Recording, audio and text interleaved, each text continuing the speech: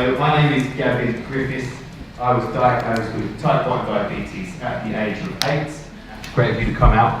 I want to give acknowledgement to Paul Farrelly. Paul was a big inspiration for me in my teenage years. Hi, how are you doing?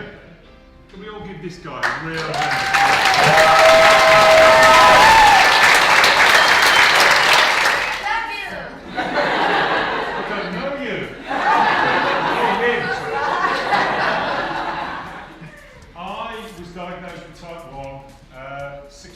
When I was 18 years old. So I had this crazy idea that I was going to do something really mad. I balled it out to two things. I was either going to swim the English Channel or I was going to do some cycling. I don't like getting wet.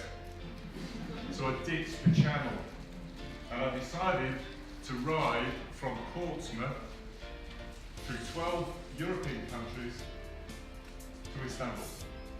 In a month, on my own, with no support, to prove to myself that type 1 was not going to rule me, but I was going to be able to live with it for the rest of my life and inspire a few more people to do something really crazy.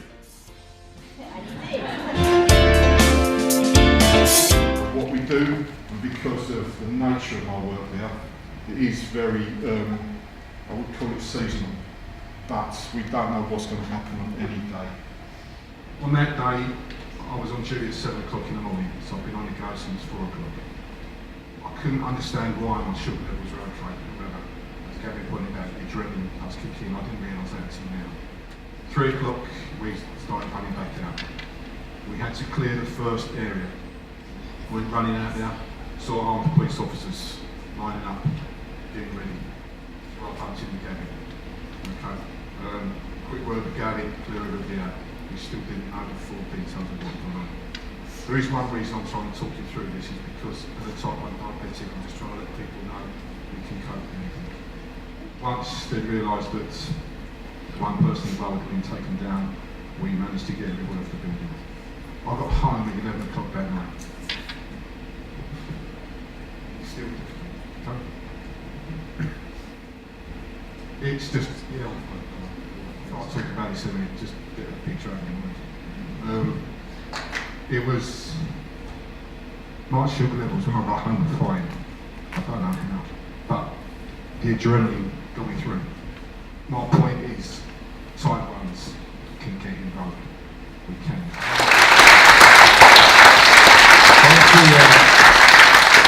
Armistice Day, and as Andy said about that terrible day, we'll remember PC Palmer, who sadly lost his life in that terrorist attack, as well as everyone who's lost their lives in wars, as we pay respect. So it is 11 o'clock now, and we'll time it from here. We'll have 2 minutes silence for remembrance on Armistice Day. And it's not the fact that I don't take care of myself, and I feel like a lot of the consultants as well is because before, when I didn't take all of medicine, they'd be like, now were you just missing doses? And I'm like, no, it's the way they talk to you, they're very condescending. And I think that makes a lot of people very scared to come forward as well. So according to data, so we've got about 350,000 people with type 1 diabetes in this country, right? If you look at hypoglycemia and awareness data, that could be anything between 20%, right? That's 70,000 people with type 1 diabetes who would then go on a continuous glucose monitoring. The system isn't ready. The healthcare professionals aren't ready. People, so the question is, are people ready? So I think those are the bits we need to tackle. So there is a piece of work starting from next year, which would be going around every single hospital and finding out the quality of training, quality of professionals, and we're going to make that public, because I think people need to know. What we're finding is that people are much more open to discussing the dietary side of diabetes management. So let's get started. We're going to go to Sara. So many people that are struggling to live with diabetes, and I really struggled with taking my insulin. Started as a weight thing, I suppose, and feeling a little bit bigger than most of my peers. And that did a lot of damage to my body. I've recently, in the last couple of years, lost the sight of my one eye for 18 months. And luckily it's come back because of the amazing support from the NHS. So I set up with diabetics with eating disorders that we are probably going to change to type 1 eating disorders at some point over the next year, because we only deal with type 1s. had been anorexic and then bulimic as a teenager, and they threw psychiatrists at me. So as soon as I realised what this was, I was like, oh, it's an eating disorder. You know, I've got a picture of me and 2 of my friends on my desk at home, and I'm the only one left. I'm doing a doctorate at Birkbeck University in eating disorders and type 1 diabetes. I'm going to call myself Dr. Unavoidable. It wasn't really in my 10-year plan, but as it turns out, you know, a lot of the people that I've helped are now, you know, they're mental health nurses or they're teachers, and they're giving back to the community. I think diabetes was the chip on my shoulder which made me push myself to do the things that I've done. So I use it as a motivation factor. I think you have to try a little bit harder, you have to prepare a little bit more than anybody else to get out there and play sport, but you can get so much more from it, and I think I value my achievements probably more than people that don't have the condition because of that reason. Every 5 kilometres I need about 25 grams of carbs.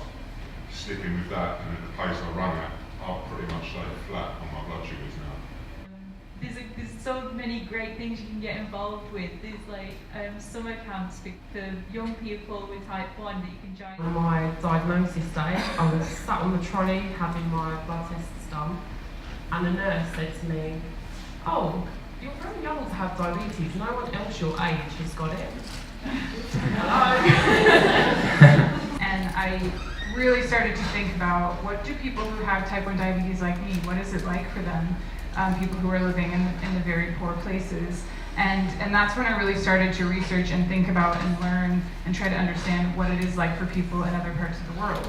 But there wasn't a lot of information out there. I couldn't find, you know, people with diabetes in a lot of other countries. I couldn't find information or stories about people, and I started to collect them in what was a blog to begin with, T1 International, and to share those stories and to share what I was learning about what it's like for people and what's being done about some of the many issues.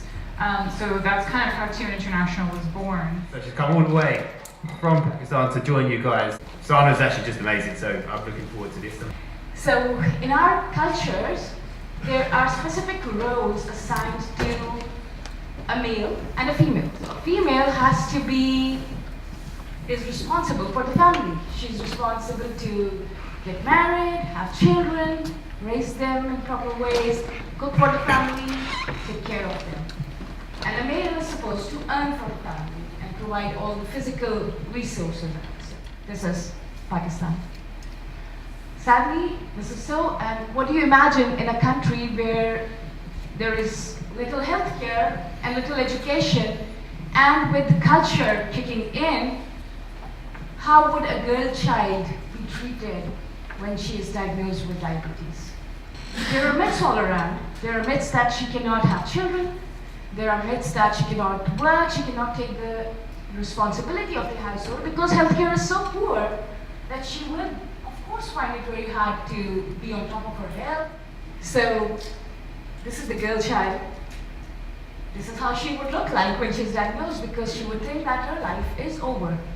And her parents would think that too, because all they associate with her is a family, is the household work, is her role as a female. One day I cried to my mom and I said, Mama, I just hate these women coming into our house all the time and telling me that I'm no good.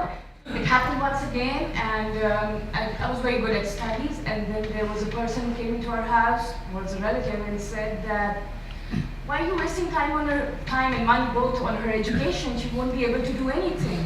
She would just die within a few years. Well, just don't waste time and money on her. And that was the life-changing day for me. I cried that day. I cried a lot. Even I cried today whenever I'm talking about it. But I guess that was the day when my mother decided that I'm not a daughter for her, I'm her son. That was a life-changing statement for me, because I could accept diabetes as a boy more readily than I could accept that as a girl. But when I accepted myself to be a boy, it got a lot easier. So I assumed a tomboy style. I got my hair cut short, I would wear jeans, I would talk like boys. My wedding ceremony was attended by 800 people. It was an amazing miracle to happen in our society for someone to marry a type 1. And my husband, when he came up with the proposal, my mother and my father took hours to explain to him how challenging it is and how difficult it would be for him to handle, and that I would not really be able to take care of the family like it is expected. I might not have children. And to all of this, his only reply was, giving children is God's decision, not yours. You have such a good system here in the UK. You have good doctors, you have good education. If I can, you can, and you're the hope for so many others around the world, not just in the UK. Thank you, Gavin, for inviting me.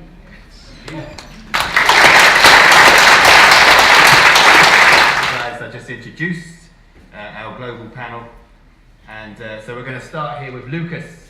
The official view of healthcare is that it's not a right, it's a commodity. And that's the definition by the American Medical Association. I think that's pretty poor as a definition for health.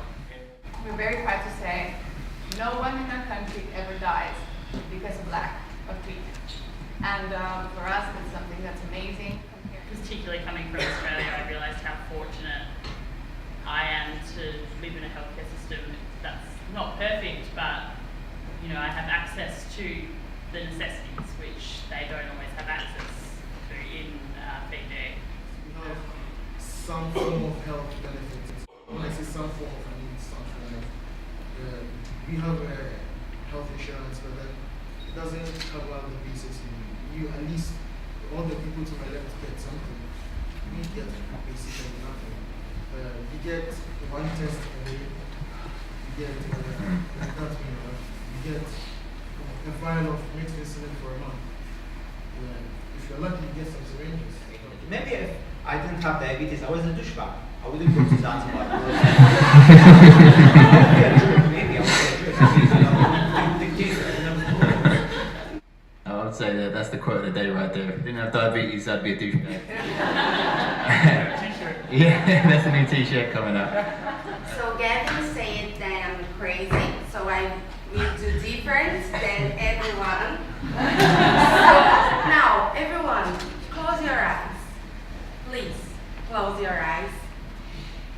I want to raise your hand if you know somebody with type 1, type 2, or you had type 1 diabetes. Raise your hand. Now, everyone open your eyes. Look around you. My question is, are we alone? No. I can hear again. In the Brazilian way, please. Are we alone? No! Thanks. You reach schools. Now, what kind of motivated you to actually go out there, your own time, and make all this happen and reach schools? Is there a personal connection that you felt wasn't right for you when you was younger, as a child? I had a very bad experience during school. I was taking my snack, a sugar-free cookie, and a teacher come to me and she made me throw up the cookie. She put the finger in my mouth to throw up the cookie because she thought I was going to die because of eating a cookie, because she thought it has sugar and diabetics can eat sugar. So I know that if someone would go to my school and teach about diabetes, it would be very different. To both my mum and my dad, who are both, you see my mum on the stairs on the left. Now,